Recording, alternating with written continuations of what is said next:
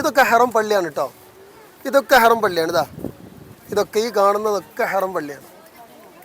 ഇങ്ങനെ നീണ്ട് ഇങ്ങനെ ഇങ്ങോട്ട് എത്തിയിട്ടുണ്ട് ഹറം പള്ളി. ഈ ഭാഗമാണ് ചന്ദ്രൻ പിളർന്ന ഇടം. ചന്ദ്രൻ പിളർന്ന സംഭവം കേട്ടിട്ടുണ്ടോ?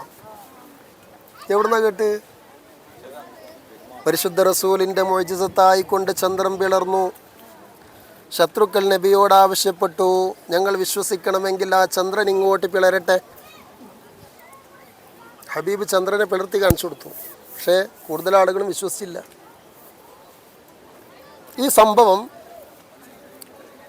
നമ്മുടെ കേരളക്കാരനായിരിക്കുന്ന കൊടുങ്ങല്ലൂർ രാജാവ് ചേരമാൻ പെരുമാൾ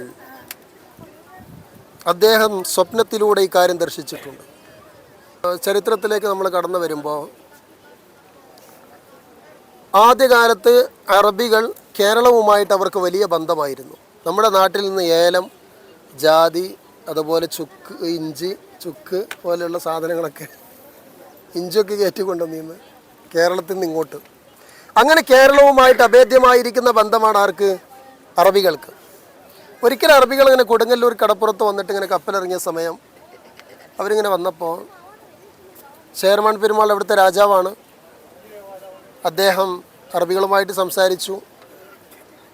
ആ സമയത്ത് ചേരമാൻ പെരുമാൾ ചോദിച്ചു, എന്താണ് നിങ്ങളുടെ നാട്ടിലെ അവസ്ഥകളൊക്കെ എങ്ങനെയാണ്?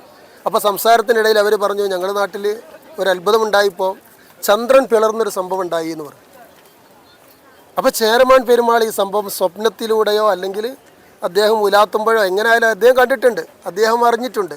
അപ്പോൾ ഈ ചേരമാൻ പെരുമാൾ അവരോട് പറയാതെ തന്നെ അവർ ഈ സംഭവം പറഞ്ഞപ്പോൾ ഇദ്ദേഹത്തിന് കഥ യഥാർത്ഥമായി.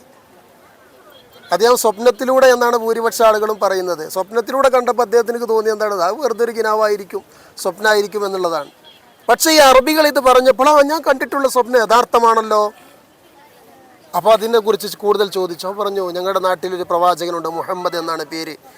ആ പ്രവാചകൻ്റെ ദൃഷ്ടാന്തമായിക്കൊണ്ട് പടച്ച റബ്ബ് അല്ലാഹു തആല ചന്ദ്രനെ പിളർത്തി കാണിച്ചു കൊടുത്തു എന്ന് പറഞ്ഞു.